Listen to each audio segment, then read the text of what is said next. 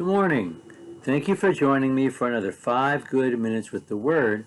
I'm Barry Bryson, and we're continuing our study of the Sermon on the Mount. And today, we're going to be reading chapter 5, verses 13 through 16. Actually, this is part of our larger study of the Gospel of Matthew. We are in the Sermon on the Mount.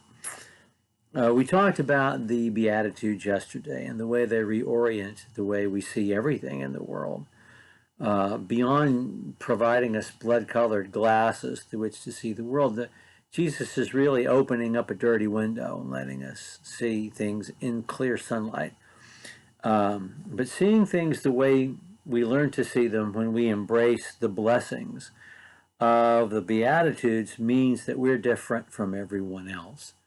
We're going to be quite different from everyone else when we see as blessings things like showing mercy, making peace, suffering persecution. Therefore, he wants us to know immediately, that's the whole point, that we are different, necessarily different, and that makes us necessary. Jesus says in Matthew chapter 5, verses 12 through 16, verses 13 through 16. You are the salt of the earth, but if the salt has become tasteless, how will it be made salty again? It is good for nothing anymore except to be thrown out and trampled underfoot by men. You are the light of the world. A city set on a hill cannot be hidden, nor do men light a lamp and put it under a peck measure bowl, but on a lampstand, and it gives light to all who are in the house. Let your light shine before men in such a way that they may see your good works and glorify your Father who is in heaven. I love salt. I frequently salt things before I even taste them because I know I'm going to want some more salt. And I have low blood pressure, so maybe that gives me my craving for salt. But there's no substitute for salt. There have been sweeteners that I use that sweeten quite well. I mean, they're not as good as honey or brown sugar, but they certainly provide sweetness so that you do not feel like you have been somehow cheated when you eat something that's supposed to taste sweet and then it is sweet. But there is no substitute for salt, none whatsoever. It has its own property. It provides its own taste. There's nothing that you can substitute salt with and get the same satisfaction when your body is craving salt. And we need some salt. Things that have blood in their veins need some salt.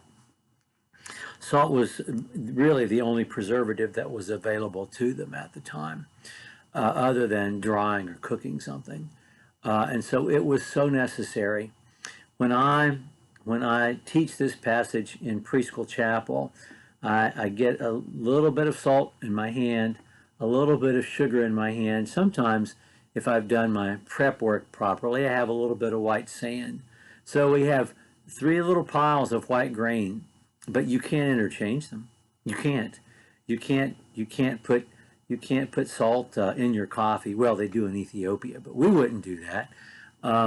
You don't want to put sugar on your potato chips. I don't know, maybe some of you would do that. And you certainly don't want to sprinkle sand in either. Salt has its own peculiar property, which makes it necessary. And if it loses that property, it is not necessary at all. It's just trash. And so there's an extreme metaphor that Jesus is using. In fact, he piles up 3 metaphors. There's light.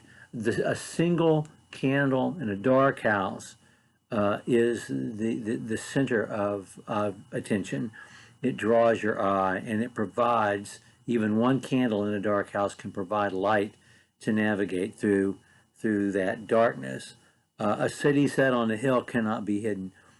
The way we are should stick out.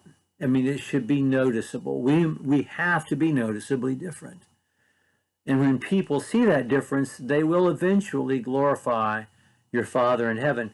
That is such an essential fact to state and for us to comprehend at the very beginning, because the rest of it is not going to make any sense otherwise. This is what is at stake.